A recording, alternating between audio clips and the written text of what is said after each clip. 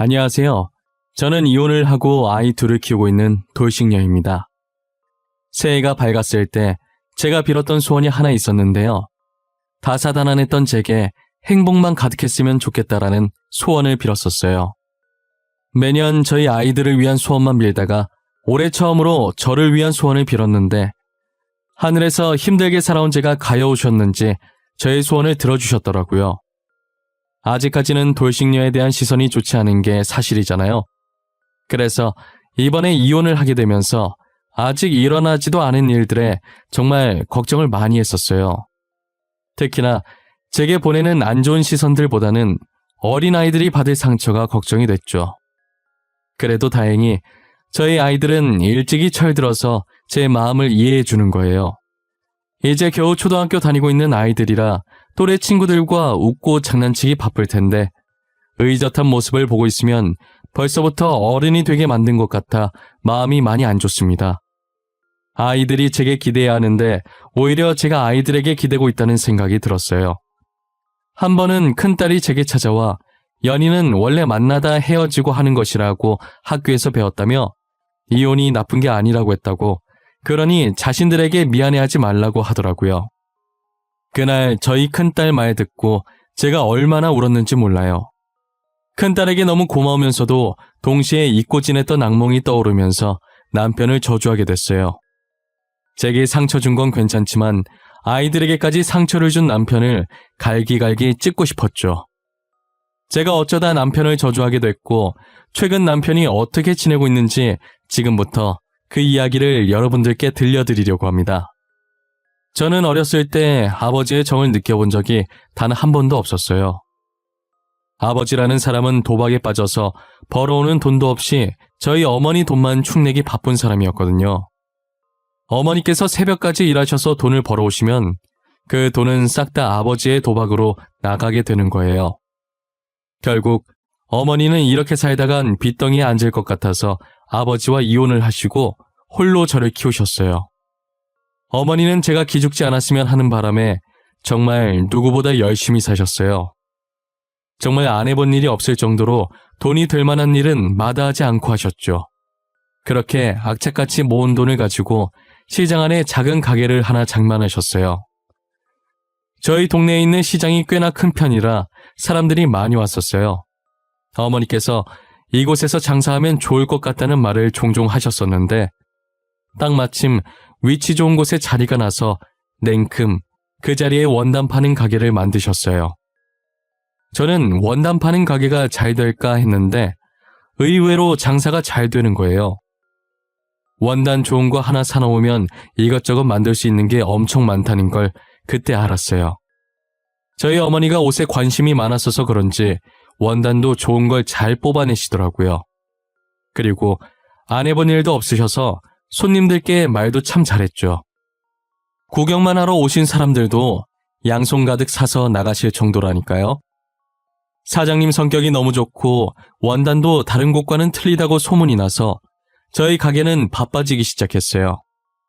부모님께서 제가 갓 초등학교에 들어갔을 때 이혼하셔서 중학생 때까진 기죽어서 지냈었거든요. 하지만 고등학교에 들어가면서 어머니 덕에 큰 집으로 이사도 가보고 남들에게 꿀리지 않을 정도로 부유하게 자라게 되면서 어깨 펴고 학교를 다닐 수 있었어요. 늘 제게 미안해 하시던 어머니도 제가 웃음을 되찾자 덩달아 얼굴이 피시더라고요. 저는 든든한 어머니 밑에서 대학도 가고 나름 직장도 잘 가게 되었어요. 그리고 제가 남들보다 비교적 늦게 결혼을 한 편이에요. 제가 결혼하던 당시에 제 친구들은 이미 자식들을 유치원에 보내고 있었어요. 아무래도 이혼 가정에서 자라다 보니 제 자식에게까지 저의 아픔을 물려주게 될까봐 지레 겁을 먹어서 결혼이라는 걸 안 하고 싶어 했어요. 그렇다고 연애를 아예 안 한 것도 아니었어요. 비혼주의임을 미리 밝히고 연애를 하긴 했지만 결국 나중엔 항상 상대 쪽에서 결혼을 바라더라고요. 결혼 얘기가 나오는 순간 저는 상대방에게 이별을 구했었어요. 그러다 건너 소개를 받아 연애를 하게 됐는데 6개월 만에 임신이 된 거예요. 저는 아이를 낳아 키울 자신이 없었는데 남편이 낳아서 키우자고 하는 바람에 어쩔 수 없이 원치 않게 결혼을 하게 됐어요. 그래도 남편이 저를 많이 도와주고 시댁살이도 없어서 걱정과 다르게 결혼 생활을 잘하고 있었어요. 다른 건 정말 다 괜찮았는데 하나 문제가 있다면 그건 바로 남편의 직장이었는데요. 남편은 중소기업에 다니고 있었는데 저와 결혼할 때도 회사 재정이 좋지 않았었어요. 제가 남편보다 좋은 직장을 다녔었지만 출산과 육아 때문에 일을 그만두게 되면서 돈 벌 사람이 없었어요. 그래서 언제 망할지 모르는 회사 때문에 저희 부부는 하루하루 늘 조마조마했었어요. 늘 걱정 속에 살고 있었는데 결국 남편 회사는 얼마 지나지 않아 부도 처리가 났어요.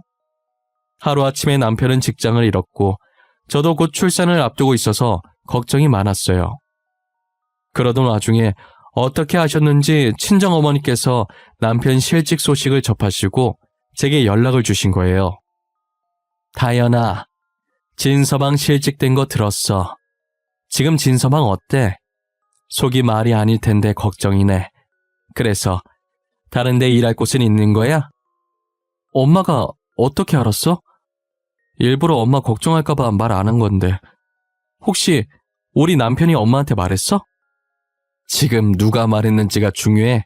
취직하는 게 중요하지.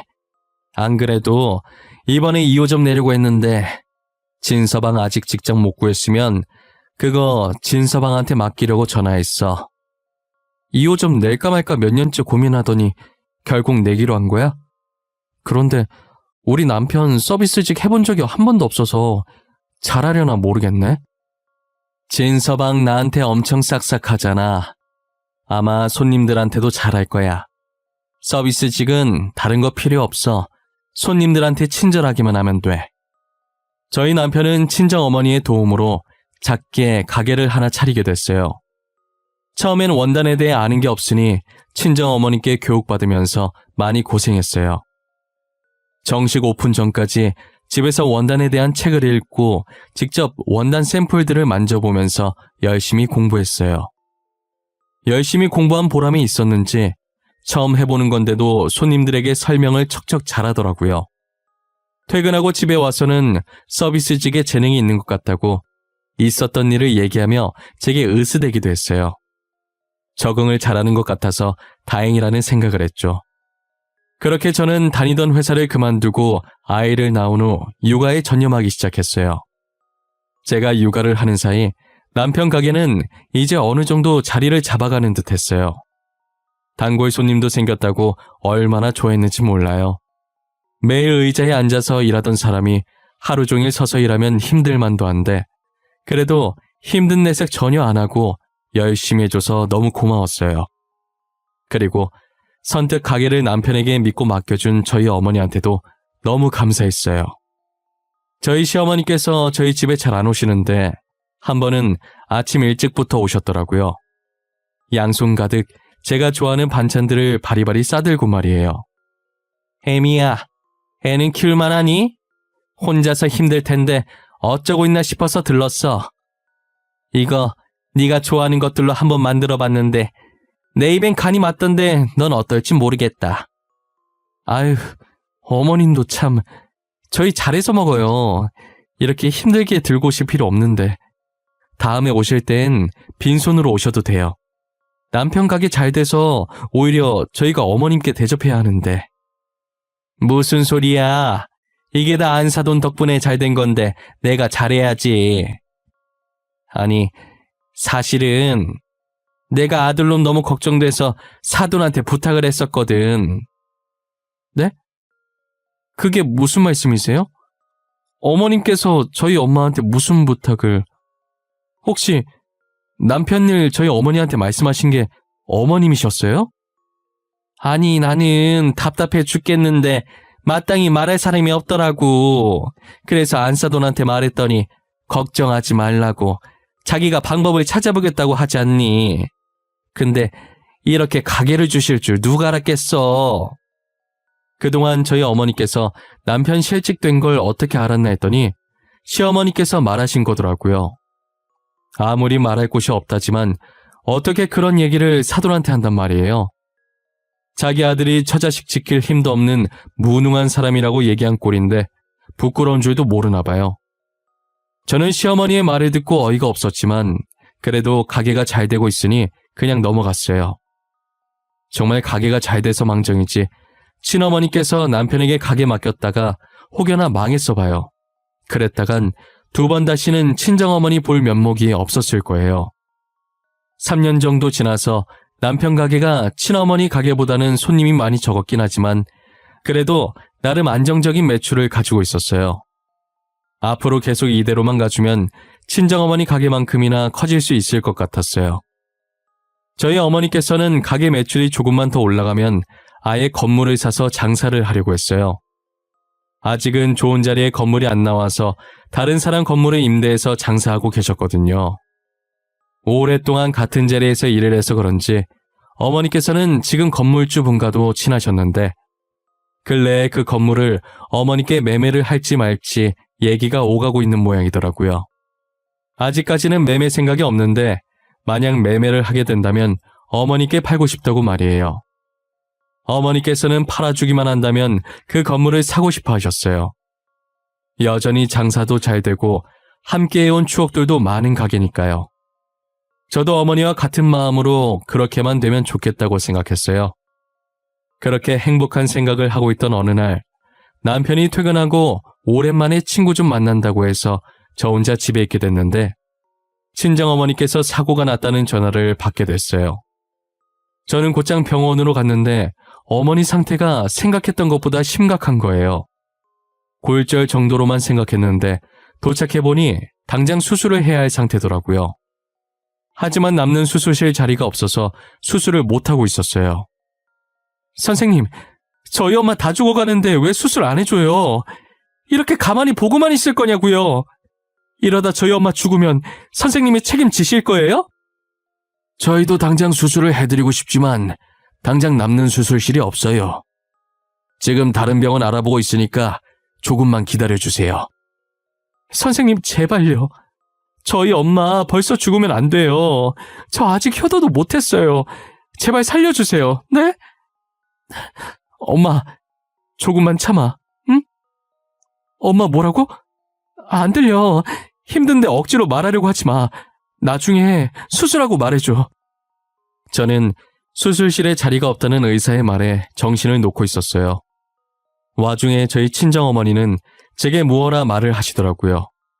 하지만 기운이 없으셔서 말소리가 나오지 않고 입만 뻥긋뻥긋 하셨죠. 계속 억지로 말하려고 하시길래 다른 병원 옮기기도 전에 남은 기운 다 쓰실까봐 나중에 수술을 끝내고 말해달라고 했어요. 10분 정도 지나니 다른 병원 수술실을 잡을 수 있었고 저희는 구급차에 올라탔어요. 저는 다른 병원으로 가면서 남편에게 전화를 했는데 논다고 정신이 없는지 받질 않더라고요. 친정어머니는 저렇게 사경을 헤매고 남편은 전화를 안 받으니 참았던 눈물이 나오기 시작했어요. 지금 누구보다 친정어머니께서 제일 힘드실 텐데 괜히 걱정 끼칠까봐 안 울려고 했는데 한 번 터진 눈물은 멈출 생각을 안 하고 계속 흐르더라고요. 그래도 다행히 병원에 다 와가길래 친정어머니께 조금만 참으라고 했어요. 저희 어머니께서는 제 눈물을 보시더니 닦아주려고 하신 건지 제게 손을 뻗으시는데 제 얼굴에 닿기도 전에 툭 하고 힘없이 떨어지는 거예요. 그러더니 곧이어 같이 타고 계시던 구급대원께서 급하게 심폐소생술을 하셨어요. 드라마에서 보던 것처럼 제 사고 회로는 정지됐고 모든 장면이 스노우 모션처럼 느껴졌어요. 그리고 그게 제가 본 저희 어머니의 마지막 모습이었습니다. 당시 제가 둘째를 임신한 지 7개월쯤 됐을 때였는데 부랴부랴 저희 어머니 장례식장을 알아보고 새벽부터 조문객을 받다가 해 밝았을 때 제가 잠시 짐 챙기러 집으로 들어갔어요. 남편은 그날 친구 집에서 자고 안 들어온 것인지 보이지 않았고 대신 시어머니께서 계셨어요. 언제 저희 집에 오신 건진 모르겠지만 시어머니께서는 친정어머니 장례식에 못 가게 저를 막았죠. 너 제정신이니? 지금 만삭인 몸으로 어딜 가겠다는 거야? 출산 앞두고 장례식장 가는 거 아니다. 원래 경사 앞둔 날엔 그런 곳 가는 거 아니다. 어머님, 다른 사람도 아니고 저희 엄마예요. 하나밖에 없는 딸이 어떻게 엄마 장례식장을 안 가요? 만약에 어머님이 이 상황인데 남편이 저 임신했다고 경사 앞뒀더니 안 가겠다고 하면 어떤 기분이겠어요? 나는 너랑 우리 손주 위해서 하는 말인데 꼭 그렇게 되받아쳐야 되겠니? 새벽부터 봤으면 됐잖아. 그러다가 부정 타서 우리 손주까지 잘못되면 어떡하려고 그러냐? 어? 어떻게 너만 생각해? 어머님, 말은 똑바로 하셔야죠. 저를 위해서요?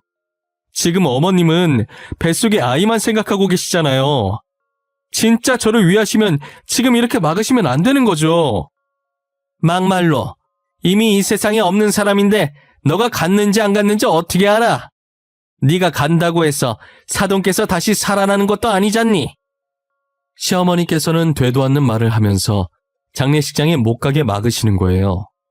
어쩜 입만 열면 저렇게 재수없는 말을 하시는지 저것도 능력이라고 생각했어요. 저는 남편이라도 대신 보내려고 전화했는데 남편도 가게에 일이 생겼다고 못 가겠다고 하더라고요. 그 가게도 친정어머니 때문에 하게 된 거면서 하루만이라도 쉰다고 하고 가면 될 걸 그거 하나 못 가준다고 하니 너무 서운하고 친정어머니한테 미안했어요. 어쩔 수 없이 저는 이모와 외삼촌들에게 사정을 이야기했고 마지막까지 잘 부탁한다고 했어요. 이모와 외삼촌들은 당시 제 몰골이 말이 아니었기 때문에 알겠다고 걱정하지 말라고 하셨죠. 죄송한 마음에 보조금은 전부 이모와 외삼촌들이 나눠 가지겠어요. 결국 저는 친정어머니의 마지막 가시는 길을 함께하지 못했었죠. 평소 짠순이셨던 어머니께서는 제게 많은 유산을 남겨주시고 떠나셨어요. 친정어머니의 마지막도 못 지킨 못난 딸이라 감히 이 돈들을 쓸 수가 없어서 시어머니와 남편 몰래 다른 곳에 보관을 하고 있었어요. 친정어머니께서 살던 집과 가게는 그대로 뒀어요. 추억이 가득 담긴 공간들이라 그런지 도저히 팔 수가 없겠더라고요. 가게도 둘째 낳고 제가 어머니를 뒤이어서 운영하고 있었어요. 직접 일을 해보진 않았지만 어머니께서 가게 운영하실 때 어깨너머로 본 적도 많았고 집에서 육아만 할 때 남편이 공부하던 거 종종 보곤 해서 기본적인 건 다 알고 있었거든요. 그래서 어렵지 않게 가게 운영을 할 수 있었던 것 같아요. 저는 시어머니께서 장례식에 못 가게 한 게 계속 생각나서 당장 이혼하고 싶었지만 아이들 때문에 혼자 참으면서 몇 년이라는 시간을 흘러 보냈었어요. 세월이 벌써 이만큼이나 흘러 둘째가 초등학교에 입학하게 되었는데 아직도 저희 어머니에게 사고낸 범인을 찾지 못했었어요. 곧 있으면 공소시효가 끝나는데 이대로 범인도 못 찾고 끝낼까봐 초조해지더라고요. 어떻게 범인을 찾아야 할까 고민을 하고 있던 와중에 TV를 보는데 범인을 찾지 못한 미제 사건을 다루는 프로그램이 있는 거예요. 저는 지푸라기라도 잡는 심경으로 저희 어머니 사건을 그 프로그램에 제보했어요. 많은 사건들이 있어서 제 제보가 방영될 거라고는 기대도 안 하고 있었는데 얼마 뒤 저희 어머니 사건이 방송에 나오더라고요. 저녁을 먹으면서 보고 있었는데 남편이 그 방송을 보고 숟가락을 떨어뜨리는 거예요. 여보, 밥 잘 먹다가 갑자기 왜 그래? 숟가락 하나 더 가져다 줄까? 청소 깨끗이 해도 금세 바닥에 먼지 쌓여서 더러워. 잠시만 기다려봐. 아니, 괜찮아. 근데 저게 뭐야? 지금 저거 우리 장모님 사고 난 거 얘기하는 거 아니야? 장소도 그렇고 장모님 사고 당시랑 너무 비슷한데? 아, 저거 우리 엄마 사고 난 거 맞아. 내가 제보했거든. 혹시나 뭐라도 도움될까 싶어서. 경찰한테 맡겨도 몇 년째 범인을 못 잡으니까 너무 답답하잖아. 그래서 제보했어. 왜 당신 마음대로 제보를 해? 할 거였으면 나한테 먼저 상의를 하고 했었어야지. 왜 말도 없이 저런데 제보를 하고 그래? 갑자기 왜 화를 내고 난리야? 내가 뭐 못할 짓이라도 했어? 딸인 내가 제보하겠다는데 왜 당신 유난이야? 우리 엄마 사건 내 마음대로 제보도 못해? 당신 뭐 찔리는 거라도 있어? 아니, 찔릴 게 뭐가 있어. 그러니까 내 말은 나도 장모님을 친어머니처럼 생각했는데 나한테는 말도 없이 당신 혼자 결정하니까 그래서 잠시 흥분했던 것 같아. 미안해. 그럼 애초에 그렇게 얘기했으면 좋았잖아. 왜 화부터 내서 괜히 싸움을 하게 만들어? 나도 말 안 하고 마음대로 한 거 미안해. 당신도 우리 가족인데. 대뜸 남편이 제게 화를 내서 당황했었는데 남편 말 듣고 보니 어느 정도 일리도 있더라고요. 저희 어머니라 아무 생각 없이 제보를 한 것이었는데 남편 입장에서는 서운할 수도 있었을 것 같아요. 자신도 장모님과 사이가 되게 각별했는데 자신에게는 말 한마디 없이 제 마음대로 했으니까요. 한편으로는 이게 그렇게까지 화낼 일인가 싶기도 했어요. 그러다 며칠 뒤 시어머니께서 평소와 다른 행동을 하셨어요. 처음엔 저희 둘째에게 첫째 이름을 부르시더니 첫째 보고는 누구냐고 하시더라고요. 그러더니 다짜고짜 제 머리채를 잡고 첫째를 어떤 놈한테서 낳은 아이냐고 난리인 거예요. 한참 난리 피우시다가 제 머리채를 잡고 있던 손에 힘이 풀리더니 이내 자기 손을 보면서 방금 자기가 뭐 한 거냐고 제게 미안하다고 하셨어요. 그런데 시어머니 표정에 정말 아기가 없어 보이는 게 순간 설마 했어요. 시어머니는 괜찮다고 했지만 제가 보기엔 정상이 아니셨어요. 걱정되는 마음에 시어머니를 모시고 병원에 가보았죠. 아니나 다를까 제 예상대로 치매 판정을 받게 되셨어요. 최근에 정신적으로 충격을 받아서 치매 진행 속도가 급속도로 빨라진 것 같은데 혹시 며칠 사이에 어머님께 무슨 일이라도 있으셨나요? 아니요, 없어요. 최근에 사고 같은 것도 없었고 늘 집에만 계시던 분이세요. 충격받으실 만한 일이 전혀 없는데? 그래요. 며느님께서 모르는 무언가가 있었나 보네요. 지금 상태로 혼자 계시면 무슨 일이 생길지 모르니 혹시나 혼자 사시면 집에 모시는 걸 추천드립니다. 저는 의사의 말을 듣고 시어머니를 저희 집에 모시고 살기로 했어요. 그런데 저와 남편 둘 다 일을 하고 있으니 저희 집에 모시고 와도 봐줄 사람이 집에 없는 거예요. 제가 모셔도 됐지만 남편 가게보다 제 가게가 매출이 더 좋기도 하고 제가 집에 있으면 계속 장례식장에 못 가게 한 것이 생각날 것 같아서 남편을 집에 있게 하고 싶었어요. 제가 남편에게 당분간 다른 친척분께 가게를 맡길 테니 시어머니를 봐달라고 했는데 자기가 왜 집에 있어야 하냐며 며느리인 제가 보살피라고 하는 거예요. 당신 어머니잖아. 당신이 모셔야지. 내가 왜 모셔? 당신은 우리 엄마 돌아가셨을 때 지켜줬어? 아니잖아. 병간호도 아니고 장례식 3일 지켜달라고 한 것도 안 지켜줬잖아. 갑자기 왜 그 얘기가 나와? 내가 장모님 살아계실 때 잘해드렸던 건 생각도 안 하지? 그리고 며느리가 시어머니 모시는 게 당연한 거 아니야? 남자는 집에 있고 여자가 일하는 게 보기 좋니? 누가 일하든 무슨 상관이야. 돈만 잘 벌어오면 되는 거지. 그리고 뭐? 며느리가 시어머니 모시는 게 당연하다고? 어떻게 당연한데? 핏줄이 모시는 게 당연하지. 자신을 낳아준 어머니를 필사적으로 보살피지 않으려고 하는 남편의 모습을 보고 정말 정이 다 떨어졌어요. 도대체 무슨 이유로 저렇게까지 시어머니를 안 모시려고 하는지 모르겠더라고요. 결국 요양사님을 집에 들이기로 했고 2주 뒤부터 일할 수 있다고 하셔서 요양사님이 오실 동안만 가게를 친척분께 맡기고 제가 시어머니를 보살피기로 했어요. 그런데 그 2주 사이에 어마무시한 일들이 하나씩 터지기 시작했죠. 의사가 제게 말했던 것처럼 시어머니의 치매 진행 속도가 엄청 빨랐어요. 첫째만 못 알아보시던 시어머니께서는 이제 저도 못 알아보실 지경이었어요. 늘 누군가 자신을 찾아올까 불안해하시고 계속 남편만 찾고 계셨죠. 그러다 일주일 후 제정신으로 돌아오셔선 제 손을 꼭 잡으시더라고요. 에미야, 내가 사돈 장례식장에 못 가게 한 거 이제야 벌을 받는가 보구나. 나는 미워해도 우리 아들은 너무 미워하지 마. 우리 아들도 그러려고 그런 게 아니야. 남편이 뭘 했는데요? 아, 어머님 안 모시려고 했던 거요? 저는 솔직히 남편이 이해가 안 가요. 낳아주신 분을 왜 안 모시려고 하는 건지.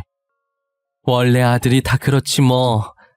아가, 그거 말고도 만약 우리 아들이 잘못한 게 있으면 차라리 나를 미워해.